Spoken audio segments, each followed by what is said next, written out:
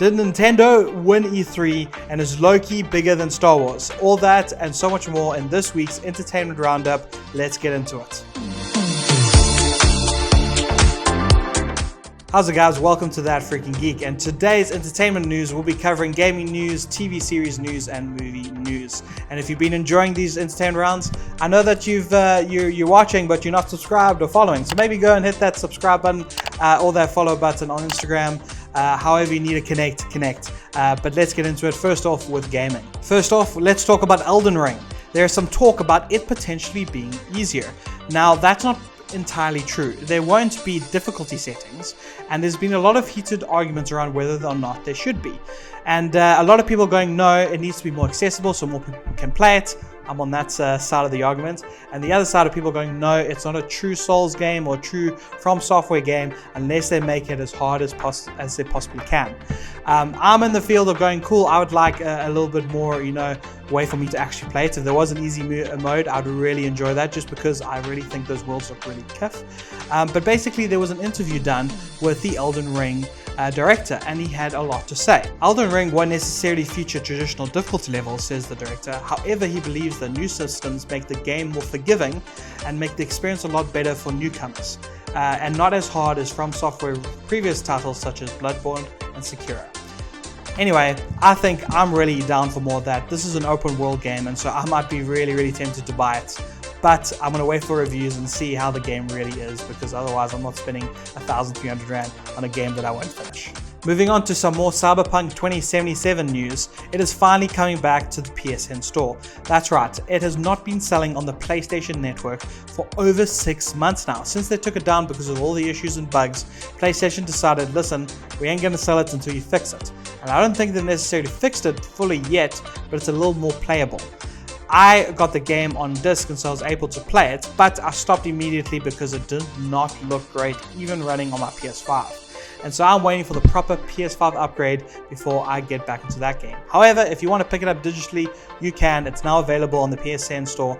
However, please note, it deliberately says in the description to play this on PS4 Pro, because the PS4 still is struggling a bit. Hey, you can make your own choices. Next up, we have been experiencing E3 this past week. It is finished now, and a lot of the numbers about how many views, who watched what, how many people watched which conference is finally coming out. And surprise, surprise, E3 is the winner. It had the most amount of views for any of the conferences. 3.1 million people at concurrent people, as in like not overall, but concurrent people. The most amount of people watching at the same time was Nintendo with 3.1 million views. Then we get Xbox at 2.3, we get Ubisoft at 1.4, we get Square Enix at 1.3, and Devolver Digital, which is quite impressive considering they have only 20 people on their staff with 1.1 million people. And so I think this is really cool.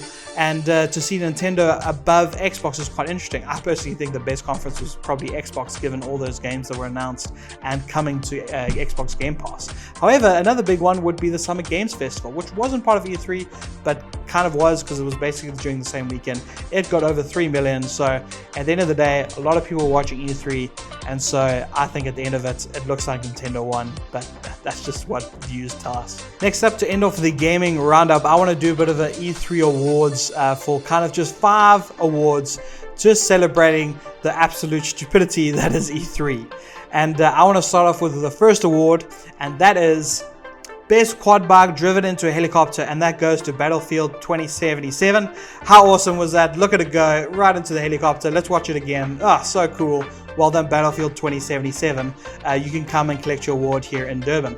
Next up, Best Interview with Someone Who Did Not Care, happened during the Summer Games Festival. Jeff Goldblum, well done. You did a great interview with Jeff. You got his name confused, and that looks so natural. Your interview was fantastic. Well done, Jeff Goldblum. You can email me. I'm sure you have my email for your award. Thank you so much, Joffrey or Geoff or sorry. I think it's Jeffrey. Hey, maybe it's Jeff. Hi, Jeff. Next up is Best Trailer with a Box. There was a trailer that featured a box that was fantastic. Death Stranding, congratulations, your director's cut video game for PS5 has won the best trailer with a box. Congratulations, that box was really exciting. Obviously it's hinting at Metal Gear Solid. I know what you're doing here, but damn, that was a long trailer about the main character looking at a box. The next big award, of course, is Best Game Announcement that no one asked for. Congratulations, Painkillers 2. You have won. I mean, when I saw your collector's edition back at Rage many years ago, I saw it going for only 100 Rand. And so obviously a lot of people were buying that collector's edition. And so you were like, cool, it must mean we need to make a Painkillers 2. Congratulations, Painkillers. I know you guys are way too busy and way too famous to be able to come and collect your awards, so I totally understand. Saber and Prime Matter are working together on a new game in the Painkiller franchise. All right, very cool on that. And then lastly, the big kind of award overall would obviously have to be the most brutal murder in a game trailer, and that goes to Kirby in Smash Bros. Kirby was brutally murdered by one of the Tekken characters coming to Smash Bros. And it was so brutal and so murderous, and I can't believe that Nintendo let that happen on their Nintendo press conference. So yeah, RIP Kirby.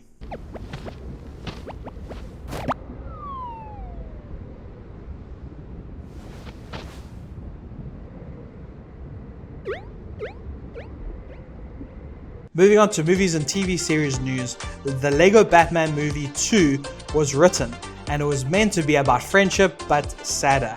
However, thanks to the Universal acquisition, the Lego franchise is no longer in Warner Brothers' left pocket, and so therefore they can't use Warner Brothers characters and DC characters such as Batman.